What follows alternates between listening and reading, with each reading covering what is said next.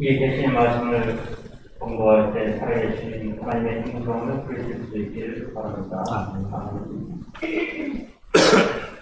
그때 여호와께서 폭풍 가운데서 욥에게 말씀하여 이르시되 무지한 말로 생각을 어둡게 하는 자가 누구냐? 너는 대장처럼 허리를 묶고 내가 내게 묻는 것을 찾아가겠습니다. 내가 땅에 기초를 놓을 때 내가 어디 있었느냐?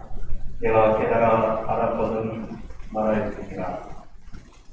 누가 그것의 조량법을 정하였는지, 누가 그 수를 그것의 위에 띄웠는지 내가 아느냐?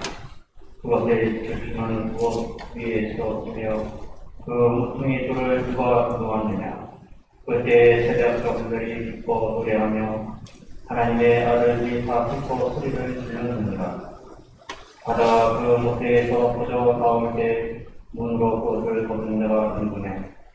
그때 내가 구름으로 그 꽃을 만들고 수강으로 그 강물을 만들고 한계를 더하여 빛장을 치르고 이르기를 내가 여기까지 오고 더 넘어가지 못하리니 내 목숨 찾아봐 여기서 붙일 수 있나 하였는가. 내가 나의 날에 아침에게 명령하였느냐? 새벽에게 그 다리를 밀어주었느냐? 그것으로 땅끝을 붙잡고 악한 자들을 그 땅에서 떨쳐버린 일이 있었느냐? 땅이 일어나여 진에게 인친 것 같이 되었고 그들은 옷같이 나타나되 악인에게는 그 빛이 차단되고 그들의 높이에 든 발이 꺾이느니라. 아멘.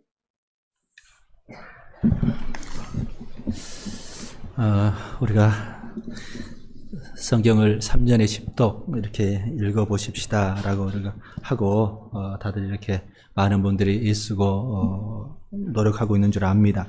그런데 벌써 제가 알기로는 더 계신지는 모르겠습니다만은 이미 세 분이 완독을 벌써 하셨습니다. 그래서 1독 했다고 아니라 우리가 10독을 하니까 이제 계속해서 끊임없이 붙잡고 가셔야 될 텐데요. 읽어가시면서 정말 하나님의 마음을 깨달으시고 또 오늘 그리고 날마다 우리 주님께서 그 말씀들을 통해서 우리에게 말씀하시는 또 마음 가운데 깨닫게 하시는 그런 은혜들을 누려갔으면 참 좋겠습니다. 그런데 아마도 이미 읽어가시면서 또 아직 다 완독은 안 하시고 지금 순서 맞춰서 이렇게 가시는 분들도 읽어가시면서 우리 삶 안에 내 일상 하루 생활 안에서 어떤 변화들이 일어나는지를 아마 나름대로 이렇게 경험하신 분들이 계실 줄 압니다. 그런 은혜들을 또 하나님께서 각자에게 주신 그런 하나님의 인도하심들을 나눌 수 있는 기회가 참 있었으면 좋겠는데 많이 아쉽습니다. 그래서 그런 기회들도 우리가 좀 가지면 좋겠고, 그리고 막상 하루에 10장 읽는 게 생각보다 이렇게 또 쉽지 않아서 또 어떻게 또 씨름해 가고 있는지도 같이 또 이렇게 나누면 서로 격려가 되고 또 참 좋을 텐데 그게 많이 아쉽습니다. 그래서 지난주에는 우리가 욥기도 다 이제 끝내고 시편을 들어가서 읽고 계실 텐데요. 우리 욥기는 나름대로 잘 압니다. 욥하면 고난, 좀 환난을 받은 그 고난의 대명사라고 우리 웬만한 분들은 다 들어보셨고 잘 아실 겁니다. 그래서 욥기를 또 읽어보셨겠습니다만은 욥기 전체 주제가 왜 욥이 고난을 당하는가 하는 그 이유에 대해서 욥기 1장에서 42장까지 이렇게 쭉 동일하게 다뤄가고 있습니다. 근데 욥기를 읽어보셨겠습니다만은 그 욥과 세 친구들 또 엘리후라는 사람까지 이제 포함돼 가지고 같이 막 토론하고 하는 그런 일들이 나오는데 그 분위기를 이제 두 번째, 세 번째 읽어가실 때는 또 새롭게 이렇게 보면서 어떻게 이렇게 그 논쟁들이 각 친구들하고 세 번씩, 한 친구가 세 번씩 이렇게 질문하고 답하는 그런 일들이 일어나는데 그런 분위기가 어떻게 변하는지도 이렇게 보시면서 읽어가실 수 있는 그런 또 기회들이 있으셨으면 참 좋겠다 싶습니다. 그래서 우리가 오늘 38장 1절부터 읽었는데요. 이때부터는 이제 욥의 그 질문들, 욥의 마음 가운데 그런 의문들에 대해서 하나님이 직접 욥에게 대답하시는 그 내용이 오늘 38장부터 나오고 있습니다. 우리가 욥기를 읽으시기도 하셨고 이제 들어보시기도 하셨고 또 저도 몇 차례 욥기는 이제 설교를 그 본문을 가지고 말씀을 나눈 적도 있습니다만은 욥은 정말 우리가 지나치다 할 정도로 하나님을 섬기기 위해서 애썼던 사람입니다.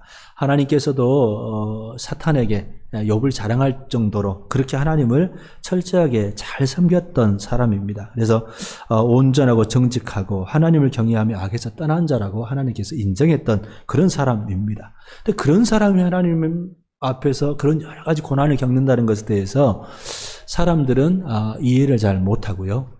또 욥에 대해서 잘 몰랐던 사람들은 친구들도 그랬지요. 꽤 알았을 텐데 욥에 대해서 오해하는 그런 일들이 일어났던 것을 보게 됩니다. 그래서 욥의 고난이 오늘 우리에게도 일어날 수 있는데 그리스도인들에게 일어날 수 있다는 사실이 이미 욥기 안에는 전제가 되고 있고요. 그러면 우리는 그것을 어떻게 이해할 것인가에 대해서 욥은 우리에게 하나님의 마음을 헤아려 보도록 하고 있다는 거죠. 욥이 겪은 고난들 여러분 읽으셨겠습니다만은 상상할 수 없는 고난들이었죠. 대개 이제 우리가 가장 큰 고난, 환난하면 모든 재산들을 잃어버리는 것. 욥은 동방에서 가장 훌륭한 자, 부자, 부유한 자 중에 한 사람이었는데 모든 재산을, 돈을 잃어버렸다 한 것도 여러분 큰 환난, 고난이잖아요. 당장 여러분 뭔가 하다가 돈 100만 원만 잃어버려도 너무 아깝잖아요. 100만 원만 잃어버려도 속이 그냥 타고 막 그러잖아요. 솔직히 말하면. 안 그런가? 돈 1000만 원은 되셔야 그러나? 어쨌든 그러잖아요. 그런데도 불구하고 모든 재산을, 지금까지 자기가 쌓아왔던 모든 것들을 다 잃어버렸다. 엄청난 거죠. 엄청난 충격 받을 수밖에 없겠지요. 근데 그거는 사실 근데 욥의 고난에 비하면 사실 아무것도 아닙니다. 욥의 아들 7, 딸 3마저 한꺼번에 사고로 잃는 그런 일들이 일어나지요. 어찌 보면 이 생명을 잃어버리는 것, 재산보다 더 엄청난 문제입니다. 그리고 이제 개인에게 있어서도 질병으로 이렇게 머리끝에서 발끝까지 온 종기로 그냥 가득해서 기왓장으로 이렇게 참을 수 없어서 긁어야 되는 그런 상황, 그 질병의 상황. 그리고 아내도 자기를 인정해주지 않고 자기 아는 친지들도 다 이렇게 떠나버리는 소외당하는 그런 모습들은 우리 마음에 엄청난 충격으로 다가올 수밖에 없을 겁니다. 그런데 이 욥의 고난은 이제 어느 정도는 다 다르겠습니다만은 누구나 겪는 일입니다. 그래서 우리가 욥처럼은 되지 않겠습니다만은 우리가 나이가 들어가고 인생을 살다 보면요, 뭐든지 잃어버릴 때도 있고 또 뭐든지 우리 몸도 약해져 가지고 자연스럽게 아무리 건강관리를 잘해도요, 우리는 질병으로 고통당할 수밖에 없는 그 때를 직면하게 된다는 거죠. 또 마지막에는 사실은 사랑하는 아내도 남편도 자녀들도 우리와 함께 해주지 못하는, 일단은 죽음의 그 길들을 걸어가야 하는 게 사람들이지 않습니까?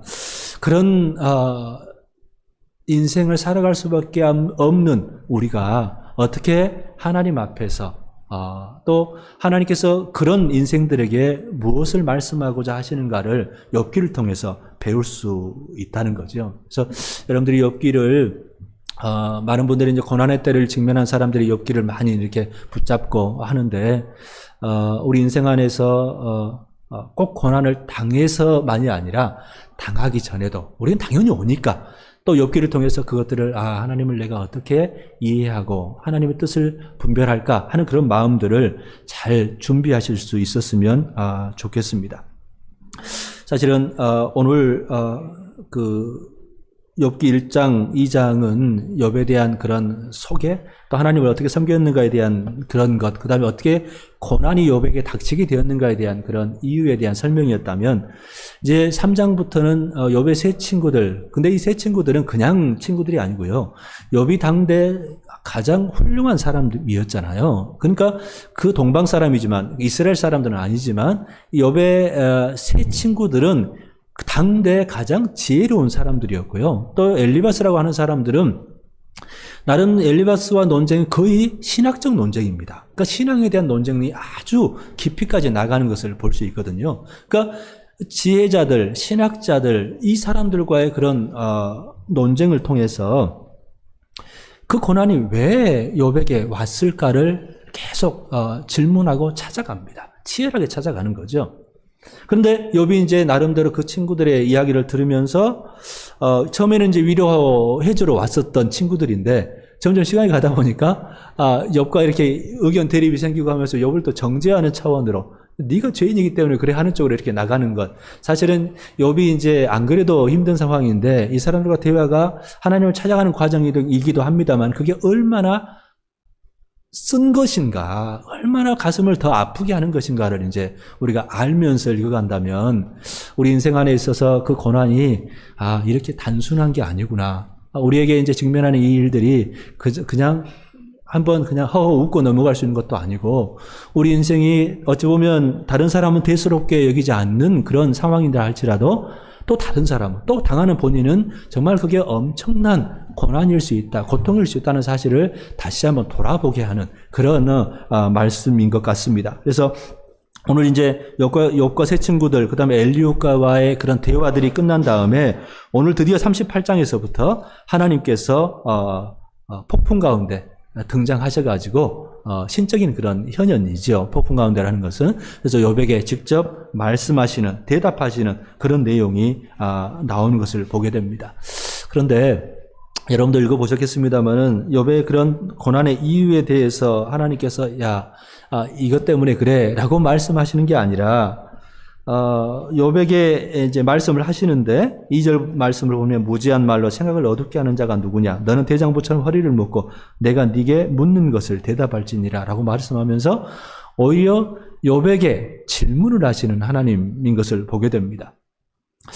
사실은 이제 욥의 그런 하나님에 대한 질문들은요, 우리가 흔히 신앙인들이 하는 말로 말하면 기도잖아요. 기도거든요. 그 기도에 대해서 하나님께서 어떻게 응답하시는가라는 것을 욥기 오늘 우리가 읽은 본문을 이야기를 해준다는 거죠. 우리가 이런 질문에 대해서 말하고 하면 하나님께서 거기에 맞춰서 대답해 주셔야, 응답해 주셔야 하나님께서 우리에게 또 잘 응답해 주신 것으로 은혜로 그렇게 알 때가 많습니다. 그런데 하나님께서는 하나님이 당연히 우리의 기도에 응답해 주시고 우리에게 맞춰 주셔야 하는 분이라고 우리가 나도 모르게 착각해가는 그런 신앙을 살아가는데 하나님은 철저히 그러지 않으신 분이라는 거죠. 하나님은 철저하게 하나님 뜻대로 하시는 분입니다. 그것을 우리가 인정할 수 있어야 된다는 거죠. 우리식의 하나님을 맞추려 하면은 안 된다는 말씀입니다. 기도에 대한 응답에 대한 기대도 마찬가지입니다. 우리 응답에 맞춰서 해줘야 하나님이 응답하신 것 아니라는 거죠. 하나님은 주권자십니다. 우리 주님이십니다.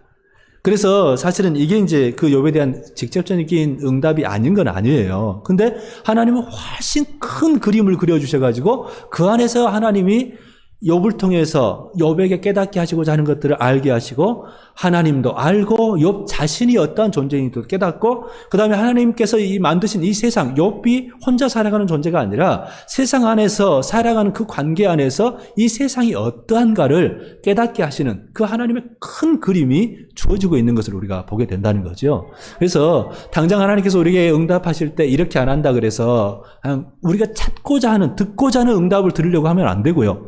하나님께서 하시는 응답에 우리 마음을 열어두는 것이 정말 중요하다는 것을 욥기 38장은 우리에게 말씀을 해 주시는 것 같습니다. 욥에 대한 하나님의 응답이 질문으로 주어지는데 4절 보면 내가 땅에 기초를 놓을 때, 때를 이제 천지를 창조할 때, 우주를 만들 때 네가 어디 있었느냐라는 질문을 합니다. 네가 어디 있었느냐? 그러면서 5절을 보면 누가 그것의 도량법을 정하였는지 누가 그 줄을 그것을 위에 띄었는지 네가 아느냐. 이 오묘한 이 세상 천지창조의 비밀을 네가 아느냐라고 말씀하는 겁니다. 그러면서 이 천지창조뿐만 아니라 천지가 운행되는 이 모든 것들이 하나님의 섭리 안에 있다는 것을 보여주면서 욥이 지금 당하는 이 고난들, 그리고 오늘 사는 우리들도 오늘 당하는 일의 그런 직접적인 이유, 이게 1번 답은 몇 번, 2번 답은 몇 번, 이런 식으로 우리가 답을 찾으려는 것이 얼마나 어리석은지를 우리에게 깨닫게 한다는 말씀입니다. 하나님의 섭리 안에서 우리 인생은요, 신비입니다. 우리가 그것을 다 모른다는 것을 인정하며 살아가야 한다는 거죠. 하나님의 섭리 안에서 우리가 진짜 이 우주에 대해서 말씀하시면서 우리는 진짜 하나님 안에서 보면 티끌이구나, 진짜 티끌이구나 하는 것을 돌아보라고 말씀합니다. 그게 우리의 실존인 겁니다. 우리의 진면목이라는 거죠. 근데 문제는 나는 진짜 티끌이 아무것도 아니야 이렇게 하라는 말씀이 아니라 실제는 그런 존재임에도 불구하고 하나님께서 우리와 함께 하시고 우리를 인도하시고 하나님 섭리 안에 우리를 이끌어 가신다는 사실들을 인정하라는 말씀이 욥기의 말씀이라는 거죠. 그러면서 우리 38장과 39장은 이 창조 세계, 피조 세계, 그리고 어떤 동물의 세계 안에서 하나님의 섭리, 인간이 알지 못하는, 또 욥도 알지 못하는, 우리도 알지 못하는, 우리가 막상 그 안에서 살아가지만 실상은 잘 모르는, 진짜는 잘 모르는 것에 대해서 이야기를 해주시면서 사실은 우리가 인생 안에 여러 가지 고난의 문제에 대해서 때로는 알 수도 있지만 모르는 게 당연하다는 것을 하나님께서 말씀을 해주시는 겁니다. 그러니까 모르는 게 당연할까요? 아니지요. 그 안에서 하나님께서 여전히 통치하고 계신다. 하나님의 뜻 안에서 이 세상이 돌아간다는 것을 인정하고 신뢰하면서 하나님 안에서 그것들을 받아들이라는 말씀을 해주고 있는 거죠. 그러면서 우리 40장, 41장에서는 여러분 보시면 거기서는 이제 하나님께서 욥이 질문했던 정의, 이 땅에 정의, 공의가 없는 것 같은 그런 부분, 오히려 악인들이 형통하고 또 의인들이 어려움을 당하는 그 문제에 대해서 이제 욥이 또 질문하고 하는 것에 대해서 답변을 하시는 내용이 나옵니다. 그러면서 40장 후반은 베헤못이라고 하고 이거는 하마로 번역하기도 하고요. 41장에서 리워야단이라고 하면서 악어로 번역하기도 하는데 이거는 원래는 상상 속의 전설의 어떤 엄청난 능력을 가진 존재들입니다. 그러니까 어찌 보면 용 같은 그런 거죠. 그런 존재들, 그 당시 이제 고대 근동에 있어서의 그런 동물들입니다. 그런데 이거는 인간이 감히 손댈 수 없는, 인간의 영역에서 도저히 벗어날 수 있는 그런 엄청난 존재들입니다. 근데 혼돈을 일으키고 악을 행하는 그런 존재들인데 이것들을 빗대가지고 사람들은 이것에 대해서 손댈 수 없지만 그러나 이것들마저도 하나님의 손 안에 있다. 하나님의 섭리 안에 있다는 것을 욥에게 하나님께서 보여주시는 내용이 나옵니다. 그러니까 인간 사회 안에서의 정의와 공의 문제도 우리가 당장은 이해할 수 없지만 그러나 그것들이 하나님의 손 안에 있다는 것을 보여주시는 거죠. 오늘 38장 우리가 읽은 내용에서도 13절, 14절, 15절 이 부분은 악한 자들에 대한 이야기가 나오면서 14절에서 땅이 변하여 진흙에 인친 것 같이 되었고 그들은 옷같이 나타나되 악인에게는 그 빛이 차단되고 그들의 높이든 팔이 꺾이느니라 이렇게 말씀하고 13절에서 그것으로 땅 끝을 붙잡고 이 새벽인데 악한 자들을 그 땅에서 떨쳐버린 일이 있느냐라고 말하면서 이제 새벽에 우리가 이불 개고 하잖아요. 그러니까 이거 그러면서 이불을 이렇게 문 열고 이 탈탈 터는 거 있잖아요. 그런 것처럼 먼지 털어내는 것처럼 악인들을 털어내버리는 그것들을 그런 일이 있었냐, 네가 그렇게 했냐 하는 그런 이제 질문을 하시는데 이제 지나가면서 말씀을 드립니다만은 여러분들 오늘 이제 저희 주보에는 오늘의 말씀이 3번역 성경이 실립니다. 그래서 성경을 일독을 하시고 이독을 하시는 분들은 3번역으로도 한번 읽어가시면 많이 읽는데 도움이 되십니다. 그래서 오늘 읽은 본문하고 우리 오늘의 말씀 3번역 본문을 한번 비교해서 보시면요. 훨씬 더 우리가 이해하기 쉽게 이게 말이 무슨 말이지 하는 것들을 쉽게 이렇게 우리에 맞춰서 이렇게 번역해 놓은 것을 보게 되는데 그런 부분들도 우리가 주목해 보시면 좋겠습니다. 그래서 오늘 이제 욥기 전체의 말씀을 가지고 우리가 말씀을 나누게 되는데요. 하나님을 인정하는 사람들, 하나님의 섭리를 인정하고 하나님 안에서 살아가려고 우리 인생이 하나님 안에 있어 라는 것을 인정하는 사람들이라면 하나님이 전능하신 분이다. 또 전지하신 분이라는 사실을 인정하면서 살아가라는 그런 말씀을 하십니다. 그러면서 하나님께서 그 창조주 하나님께서 그때 이거 우주를 만들어 놓고 딱 끝, 니들 알아서 살아가 아니라 오늘도 이 우주 만물을 다스리시고 통치하신다는 사실, 그리고 하나님의 사람들은 우리들을 하나님께서 눈동자처럼 돌보신다는 사실을 인정하라고 욥기는 우리에게 도전을 하고 있는 겁니다. 이스라엘 백성들이요, 원래 이제 욥기가 어느 시대 때 쓰여진지는 알지는 못하지만 대략 그 아브라함 시대의 일을 기록한 것으로 알려져 있습니다. 그래서 욥은 아브라함과 동시대 사람으로 이렇게 우리에게 알려져 있는데요.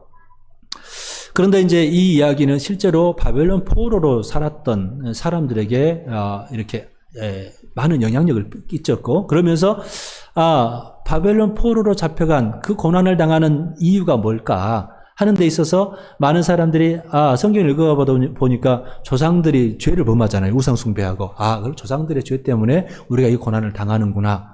그러면 이건 숙명인 겁니다. 운명인 겁니다. 그들의 죄 때문에 내가 어떻게 해볼 수가 없는 일이 벌어지잖아요. 그런 생각에 빠져드는 사람들도 있었고, 또 아니면 그 에스겔 선지자 같은 경우도 이거는 조상의 죄가 아니라 우리의 잘못 때문에, 우리의 죄 때문에 우리는 이 고난을 당한다 하는 것에 대해서도 말씀하면서 자신들의 죄의 결과로 인해서 그런 재난과 고난이 임하는구나 하는 것, 그 두 개 사이에서 이렇게 고민도 하고 갈등도 하고 오해도 하고 하는 일들이 일어났던 거죠. 중요한 것은 조상들의 잘못 때문에도 그 영향을 받을 수가 있다는 겁니다. 분명히 그렇습니다. 오늘 우리가 경험하면서도 소위 말해서 흙수저로 사는 사람들, 부모님들이 부자면 뭐 동수저든 은수저든지 금수저든지 받을 수도 있겠는데, 그렇지 못한 사람들은 청년들이 많이 좌절하는 이유도 거기에 있지 않습니까?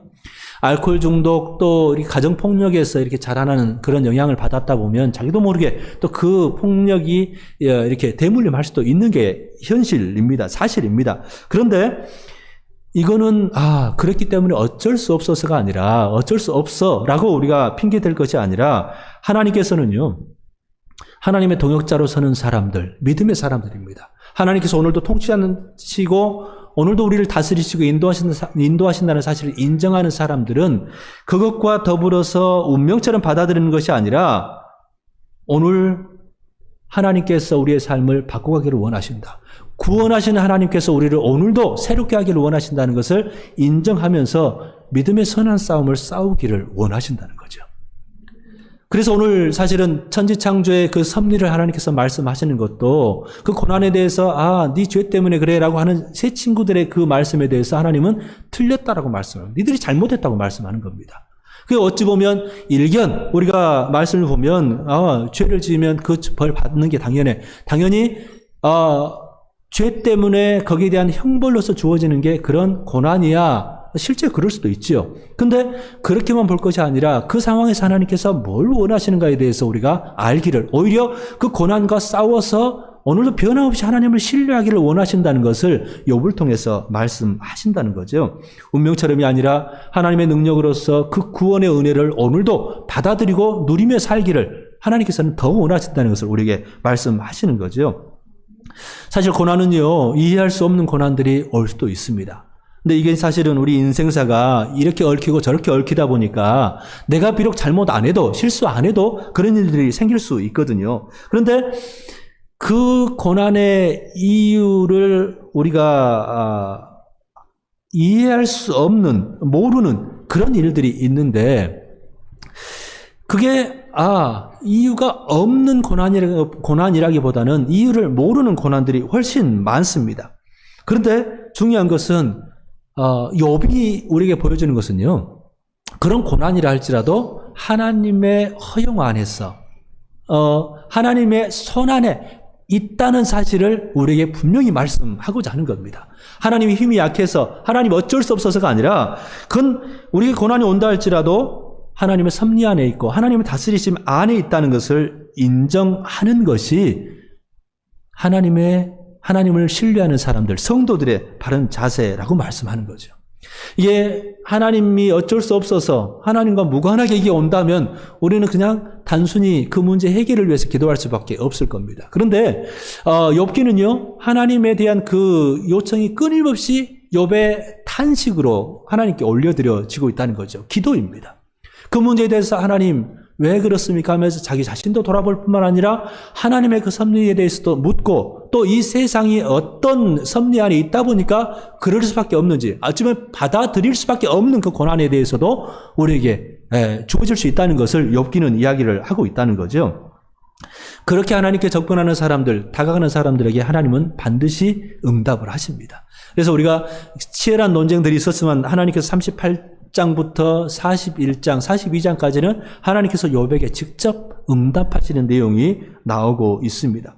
그러면서 이 고난에 대해서 우리가 이유도 알 수 없고 이유 없는 고난처럼 보이고 이유도 모르는 그런 고난이 있겠습니다만은 그 고난에 대해서 오늘 10절에서도 언급을 합니다마는 한계를 정하여 문빗장을 지르고 이르기를 네가 여기까지 오고 더 넘어가지 못하리니 내 높은 파도가 여기서 그칠지니라 이렇게 말씀을 하시는데 그 파도의 한계를 정하신 것처럼 하나님께서 그 시험, 그 고난의 한계도 정하셨기 때문에 두려워하지 말라는 말씀을 하고 계시는 겁니다. 욥에게 생명을 해하지 말라라고 말씀하잖아요. 사단에게 네가 시험을 하더라도 하나님의 허용이 있지만 하나님께서 거기에 대해서 분명히 알고 계시고 너와 함께 하시고 너를 붙잡으시니까 도우시니까 너 두려워하지는 말아라라고 말씀을 하신다는 거죠. 우리 그래서 바울 사도 같은 경우도 이런 이야기를 합니다. 고린도전서에서 사람이 감당할 시험 밖에는 너희가 당한 것이 없나니 오직 하나님은 미쁘사 너희가 감당하지 못할 시험 당함을 허락하지 아니하시고 시험 당할 즈음에 또한 피할 길을 내사 너희로 능히 감당하게 하시느니라. 욥의 그 고난을 바울은 그렇게 이해를 합니다. 우리에게 있어서도 그런 고난들 오겠지요. 우리가 뭐 질병이나 이런 아픔들도 오겠습니다만은 많이 아프죠. 힘들죠. 욥의 그 고난은 우리가 보지 않습니까? 그렇게 씁니다만은 그러나 그 한계가 하나님께서 정하셔서 하나님께서 그것을 알고 계시고 하나님께서 그 부분에 대해서 함께 하신다는 것을 우리에게 기억하라고 말씀하신다는 거죠. 그러면서 그 고난의 한계도 정하셨을 뿐만 아니라 하나님께서는요, 욥도 이제 그것들을 고백을 하는데 욥이 우리가 잘 아는 말씀처럼 23장 10절에서 이런 고백을 합니다. 내가 가는 길을 그가 아시나니 그가 나를 단련하신 후에는 내가 순금같이 정금같이 나오리라는 고백을 합니다. 그 고난을 통해서 욥이 하나님 안에서 온전하게 더 하나님의 사람다운 사람으로 연단되고 단련되고 세워져 간다는, 빚어져 간다는 사실을 욥이 알았다는 거죠. 우리 하나님께서는요, 그냥 우리가 문제가 있으면 알아서 특들같이 달려들어가지고 아무 문제 없이 막 다 문제를 없애주고 하시는 그런 분 아닙니다. 우리가 좀 지나치게 이렇게 우리 마마보이 만들고 하는 그런 엄마들은 막 애들 있으면 다 알아서 다 해줘버리는 그런 거 있잖아요. 그러니까 어느 정도는 우리가 해주는 것도 있겠습니다만은 그 고난을 통해서 이 아이들이 극복해내가면서 그 아이가 자라가도록 하는 것, 그것이 또 좋은 부모의 조건이잖아요. 그런 것처럼 우리 하나님께서는 우리가 그 연단, 고난을 통해서 씨름하며 승리하는 사람으로 서기를 원하신다는 거죠. 그러니까 우리가 당면한 여러 가지 문제들은 그 사건 자체로 끝나는 것이 아니라, 중요한 게 아니라 그 이면에서 역사하시는 하나님을 우리가 인정하면서 하나님께서 이걸 통해서 나를 어떻게 빚어가실까, 어떻게 나를 정말 하나님, 예수님을 닮은 사람으로 만들어 가실까에 대한 그런 기대를 품고 우리의 사건들, 우리가 당면하는 그런 일들을 볼 필요가 있다는 것을 말씀해 주는 거죠. 그러면서 욥의 세 친구들에 대한 우리가 기사를 읽었습니다만 오늘 38장에서 보면 욥의 세 친구들도 옆에서 이제 같이 들었을 수 있겠습니다만은 오늘 이 말씀의 주체가 욥의 세 친구는 빠져 있습니다. 38장 1절을 보면 여호와께서 폭풍우 가운데에서 욥에게 말씀하여 이르시되라고 말씀합니다. 유독 욥을 지칭해서 욥만을 언급을 해서 대답하시는 것처럼 기록이 되어 있는 겁니다. 그러면서 우리가 나중에 42장 7절에서 봅니다만은 욥의 이 세 친구들에 대해서 하나님께서 책망을 하십니다. 너희가 나를 가리켜 말한 것이 내 종 욥의 말같이 옳지 못함이라 하면서 이 욥의 세 친구에게 노하셨다라고 말씀을 하신다는 거죠. 여러분, 우리가 하나님 말씀에 대해서 성경에 나와 있기 때문에 우리가 그게 맞아라고 이렇게 다 획일화시키기 시작하면 우리는 엄청난 잘못을 범하기 쉽습니다. 하나님에 대해서도 오해할 수 있고요. 다른 사람들, 우리가 지체들을 같이 보면서 그 사람들에게 일어나는 일들을 우리가 보고 같이 기도해 줄 때 비판하고 정죄하기 쉽다는 말씀입니다. 욥의 세 친구들도 마찬가지였거든요. 욥의 고난을 보면서 딱 욥을 보자마자 7일 동안, 이제 과장일 수 있겠습니다만은 할 말을 잃고 그냥 7일 동안 주저앉아 있었던 사람들이 욥과 세 친구들이었거든요. 근데 그런 사람들이 점점 욥과 대화하면서 이 사람들이 뭐를 어떻게 해가냐면 이 세 친구들은 하나님을 변호하고자 합니다. 하나님은 의로우신 분이기 때문에 무고한 자가 고난받도록 하지 않으시는 분이야. 그러니까 네가 지금 고난을 받는 것은 뭔가 알지 못하는, 드러나지 않은 죄 때문에 네가 고난받으니까 회개해야 돼. 근데 욥은 그러니까 욥이 죄가 없는 사람, 그러니까 하나님 앞에서 온전히 죄가 없던 게 아니라 그런 고난이 어떤 죄 때문이라면 그 고난을 받을 만한 그런 죄, 이런 죄를, 작은 죄를 지으면 작은 고난이 오고 큰 죄를 지으면 더 하나님께 심판이 크죠. 단지 이런 논리로 되어지는 게 세상, 인생이 아니라는 것을 말씀을 해주는 거죠. 그런데 우리가 말씀을 곧이곧대로 이렇게 하기 시작하면, 하나님 마음을 놓쳐버리기 시작하면요, 어느 순간부터 비난하고 공격하고 위로자로 왔다가 어느 순간에 공격자, 비판자로 바뀌기 쉽다는 것을 보여주는 겁니다. 하나님께서 이 욥과 이 세 친구들을 통해서 우리에게 하시는 말씀도요, 하나님의 마음입니다. 우리가 성경을 왜 읽습니까? 하나님께서 우리에게 하시는 말씀도 듣지만 하나님의 법에 따라서 살아가고자 읽지 않습니까? 그것을 곧이곧대로 성경에서 이렇게 하니까 이렇게 해야 되고 이런 쪽으로 우리가 적용하는 것, 그래서 다른 사람들도 비판하고 이게 아니라, 그래서 하나님이 어떤 분이신가, 정말 오묘하신 하나님, 신비시라는 사실들을 우리가 망각해버리고 어느 순간부터 내가 알고 있는 판단, 내가 알고 있는 지식, 여기에 비추어서 하나님도 판단하고 사람들도 판단하는 것이 얼마나 어리석은 것이고 하나님을 섬기려고 하는 사람들에게 있어서 하나님은 노하신다는 것을 우리에게 말씀해 주신다는 거죠. 여러분, 우리는 끝까지 하나님 마음 쫓아서 긍휼의 마음을 품고 다른 사람들을 위로하는, 격려하는 사람으로 서도록 하나님께서 부르신다는 사실, 욥의 친구들을 욥에게 이끄신 하나님의 이유도, 하나님은 정당하시기 때문에 그는 그 사람들이 변호해 주지 않아도 하나님은 변함없이 정당하시고요, 의로우시기 때문에 그 고통에 대해서 같이 고민하고 같이 거기에 대해서 하나님 앞에서 하나님의 뜻을 찾는 것이 바람직하지, 어느 순간 우리가 비판하고 정죄하는 자리에 서지 않도록 하나님은 우리에게 경고하시는 겁니다. 여러분, 욥을 읽으면서 하나님께서 오늘 38장에서부터 창조 세계에 대해서, 또 하나님의 세상에서의 그런 공의에 대해서 말씀을 하시는데요. 오늘 코로나19 상황 가운데 있는 우리들도 지금까지 꽤 좋아지는 삶을 봐왔잖아요. 그러니까 앞으로도 더 좋아질 거야, 더 잘 더 살게 될 거야, 더 풍요로워질 거야 라는 그런 생각들을 품고 살아갑니다. 여러분, 우리가 어느 순간에 우리나라가 더 어려워지고 세상도 더 어려워지고 하는 것에 대해서 여러분 생각해 보십니까? 정말 어려운 때가 올 수 있다는 사실에 대해서 성경은 분명히 정말 많이 우리에게 예언을 하고 말씀을 하시는데도 불구하고 우리는 지금까지 쭉 살아간 거 보니까 우리나라 경제 성장도 지금 별로 안 되긴 하지만 그래도 세상의 다른 나라들에 비하면 그래도 선방하고 있어, 그래도 괜찮아질 거라는 그 장밋빛 희망들을 다 품고 살아갑니다. 이미 우리는 우리나라가 그때 워낙 어려워서 세계 정세를 몰랐습니다만은 이 땅에 산업혁명이 이 세상에 있고 민주주의가 발전하고 산업들이 발전해가고 과학들이 발전해가면서 인간의 이성이 정말 파라다이스를 만들어줄 거라는 그런 희망을 갖고 살았던 때가 있었습니다.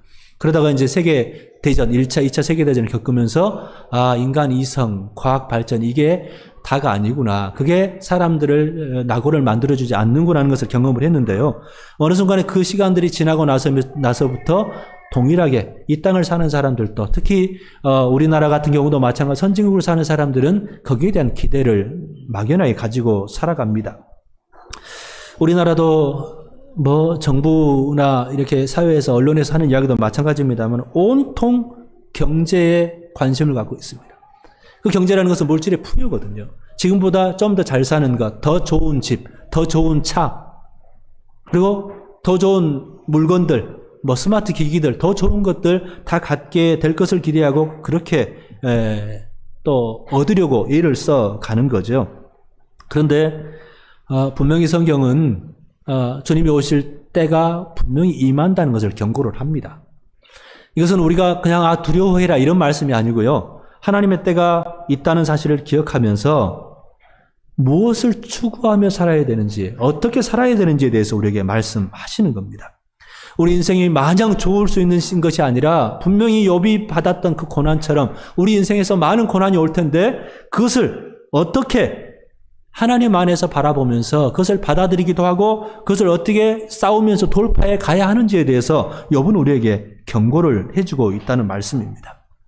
하나님께서 우리가 믿음의 선한 싸움을 싸우면서 어떤 물질의 풍요를 추구하는 삶이 아니라 하나님 안에서 우리 인생, 오묘한 인생을 우리 인생 자체가 오묘하다. 우리가 이해할 수 없다. 그러나 하나님을 신뢰하면서 그 인생을 살아가야 된다는 것을 말씀을 하고 계신다는 거죠.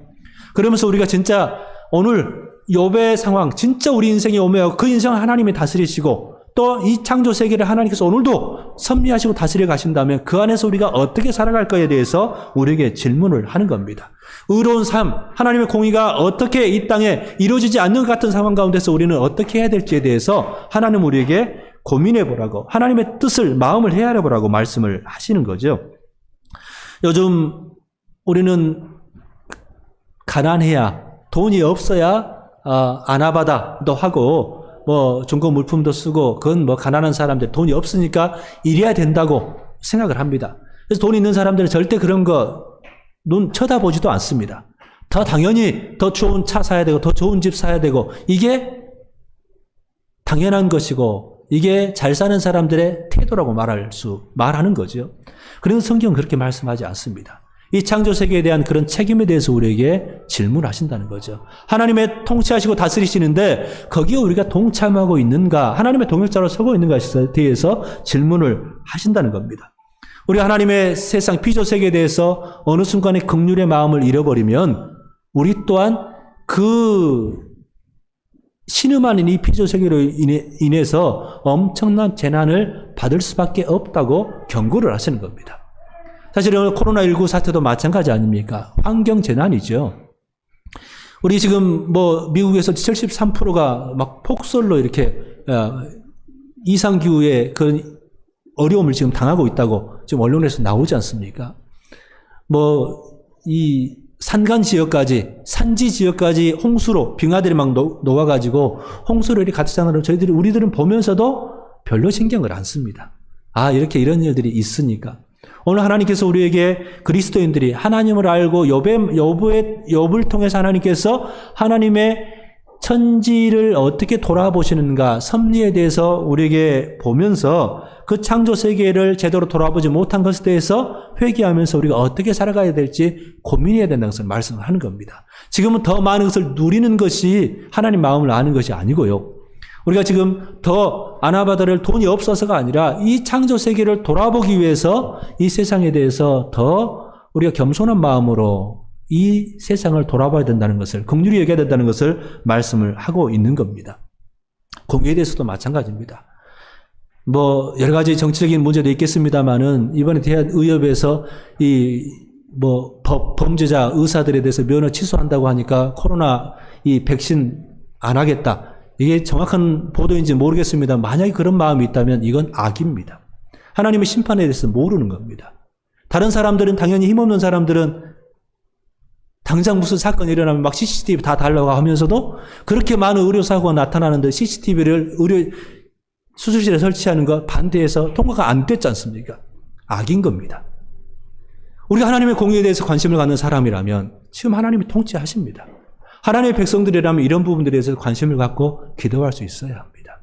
이런 기회가 되면 진짜 기도할 수 있어야 되고 국민들이 마음을 모아서 지금 세상에 하나님의 의가 없는 것처럼 의인들이 오히려 핍박을 당하고 고난을 당하고 악인들이 형통하는 것처럼 보인다 할지라도 오늘 변함없이 하나님을 신뢰하면서 하나님 나라 가치를 가지고 하나님 나라를 살아가는 사람들이 욥을 이해하는 사람들이고 욥기를 읽은 사람들이고 성경을 읽어가는 사람이라는 사실을 성경은 우리에게 말씀하신다는 거죠. 우리 오늘 하나님의 동역자로 우리 모두는 살아갈 수 있습니다. 하나님께서 우리 교회를 통해서도 엄청난 일을 하라는 것 아니고요. 지금 우리가 주일 중심으로 예배당 중심으로 하는 신앙이 바뀌어가고 있지 않습니까? 삶의 자리에서 우리 일상에서 하나님을 섬기고 하나님의 백성으로 하나님 나라 가치를 가지고 살아가도록 코로나19 시대는 우리에게 요구를 하고 있습니다. 그 변화를 우리에게 요구를 하고 있다는 거죠. 그것도 하나님의 섭리 안에 있는 겁니다. 그 마음대로 우리가 헤아리면서 우리 일상 안에서 어떻게 더 하나님을 더 신뢰하면서 내가 지금 어렵지만 하나님께서 정말 원하시는 것은 내가 하나님의 백성으로 살아가는 사실을 또 그렇게 하시겠다는 것을 말씀하신다는 사실을 힘있게 붙잡고요. 오늘 다시 한번 하나님의 사람답게 우리 예수님을 닮아가는 사람답게 우리 일상들을 다시금 바라볼 수 있는 우리 모두가 되었으면 좋겠습니다. 아버지 하나님, 우리 하나님 말씀을 읽어갑니다마는 그 가운데서 정말 하나님의 마음을 헤아릴 수 있도록 도와주옵소서. 우리가 욥기를 읽고 또 시편을 읽고 하나님 말씀들을 계속해서 읽어가고 있는데 그 말씀 안에서 하나님께서 우리에게 주시는 그런 마음들, 하나님의 뜻들을 분별할 수 있도록 도와주셔서 그 말씀 붙잡고 그 말씀 따라서 하나님의 사람으로, 긍휼의 사람으로, 주님의 마음을 아는 사람으로 살아가는 저희 모두가 되도록 욥기를 읽은 사람답게 또 긍휼의 사람으로, 위로의 사람으로, 그리고 창조세계에 대한 그런 마음들을 품고 살아갈 수 있는 사람들이 되도록 저희들을 붙잡아 주옵소서. 그런 도전에 응답하는 저희들이 되도록 성령 하나님 인도하여 주옵소서. 예수님의 이름으로 기도하옵나이다. 아멘.